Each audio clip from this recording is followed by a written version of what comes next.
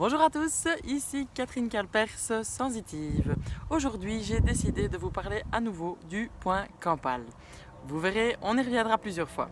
Si vous n'avez pas encore vu la vidéo numéro 3 sur le point Campal, je vous invite à arrêter cette vidéo-ci, à aller voir cette vidéo numéro 3 et puis à revenir voir ce que je vais raconter ici. Pour les autres, on continue tout de suite. J'ai une petite question à vous poser. Si je vous demande où est le centre de votre corps, vous me répondez? Je vais vous laisser quelques secondes pour réfléchir.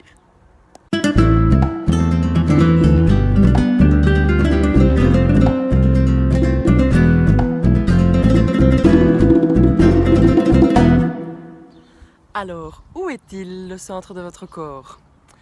Est-ce qu'il est dans le cœur? Est-ce qu'il est dans le plexus? Est-ce qu'il est dans le hara? Ou est-ce qu'il est sur l'os du pubis? Alors en toute honnêteté, quelle est la réponse que vous avez sentie? Quel est l'élan qui est venu en premier? Essayez d'être honnête avec vous-même. Généralement, on nous dit toujours que le cœur c'est le centre du corps. On nous parle rarement du plexus, mais on nous parle aussi souvent du hara ici, en disant que c'est le centre du corps. La vérité, c'est que le centre du corps, c'est le point campal, c'est et le centre du corps énergétique et le centre du corps physique. Alors pourquoi est-ce si important de savoir ça?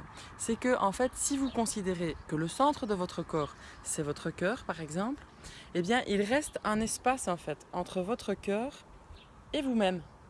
Vous n'êtes pas connecté complètement à qui vous êtes. Et dans cet espace-là en fait, qui est vide, tout et n'importe quoi peut rentrer. Donc des réactions excessives, des choses à contrôler, n'importe quel comportement que quelqu'un va avoir un impact sur vous. Vous pouvez aussi avoir des énergies négatives qui viennent, etc. Bon, je ne vais pas rentrer dans tout ce qui peut arriver dans cet espace vide, mais en gros, la vie n'aime pas le vide. Et donc chaque espace vide, d'une façon ou d'une autre, doit se remplir. Et donc si vous n'êtes pas complètement collé à vous-même, complètement avec vous-même, dans votre centre, il y a un espace qui va se créer et qui va être rempli par d'autres choses que vous. Donc j'ai vraiment envie aujourd'hui d'insister sur le fait que, à travers les pratiques que vous avez peut-être, il faut descendre la conscience à l'intérieur du corps.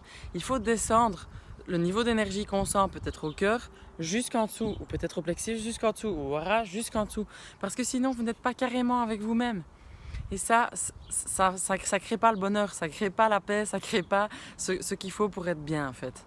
Et donc dans la plupart des pratiques, que ça soit de la méditation, que ça soit de la visualisation, que ça soit des voyages chamaniques, que ça soit des voyages astro, en fait tout un tas de pratiques aujourd'hui nous parlent de monter, nous parlent d'aller chercher la connaissance là au-dessus. Alors on n'arrête pas de nous dire que la connaissance est en nous, mais en même temps à l'intérieur des pratiques souvent on nous fait sortir de nous. Alors c'est quand même un peu bizarre. Alors il n'y a aucun souci au fait de sortir et de faire des voyages chamaniques, d'aller chercher son animal totem ou d'aller je sais pas où dans le cosmos chercher des informations ou sur une vie passée ou que sais-je. Tout ça est tout à fait ok, mais la question c'est de savoir ce qu'on en fait. Donc pourquoi je vais là-bas? Est-ce que je vais là-bas pour récolter des infos très concrètes sur ma vie pour pouvoir impacter mon quotidien? Ou est-ce que je vais là-bas juste pour me divertir? Parce que c'est chouette en fait, parce que c'est sympa, parce que c'est, comme je l'appelle, du tourisme spirituel. Et donc, c'est pas grave en fait, même si vous faites du tourisme spirituel. On passe tous par là quand on est en quête. Mais il faut savoir qu'on est en train de faire ça. Il ne faut pas se mentir à soi-même. Il ne faut pas croire qu'avec cette pratique faite de cette manière-là, j'insiste, faite de cette manière-là, on est en train de se développer réellement. On est en train de travailler sur soi. Non, c'est pas correct. Le travail sur soi, il passe par le corps, il passe par la matière. Et si on ne passe pas...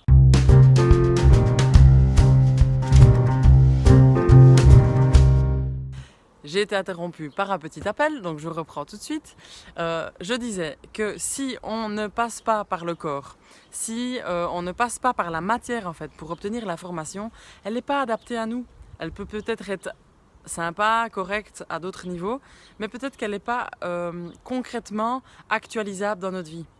Et donc moi, ce qui m'importe quand je travaille sur moi ou quand je veux faire une pratique, c'est qu'elle me serve pour mon quotidien, c'est qu'elle me serve dans le vrai, dans la vraie vie de tous les jours.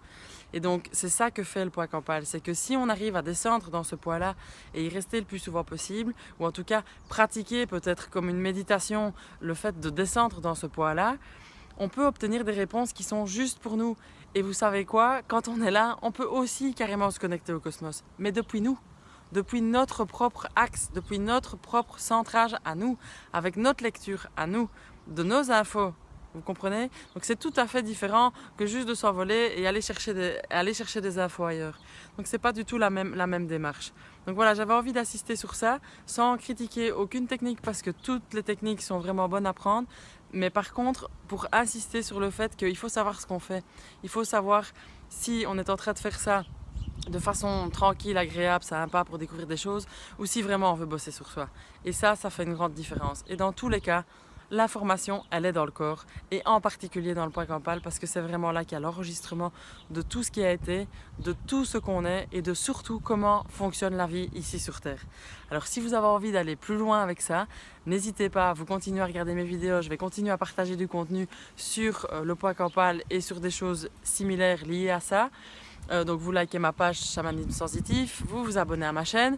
Et puis là, tout de suite, la dernière question à se poser, c'est ok, est-ce que vous voulez continuer de monter ou est-ce que vous avez envie de descendre? En tout cas, en ce qui me concerne, je vais descendre. Allez, salut!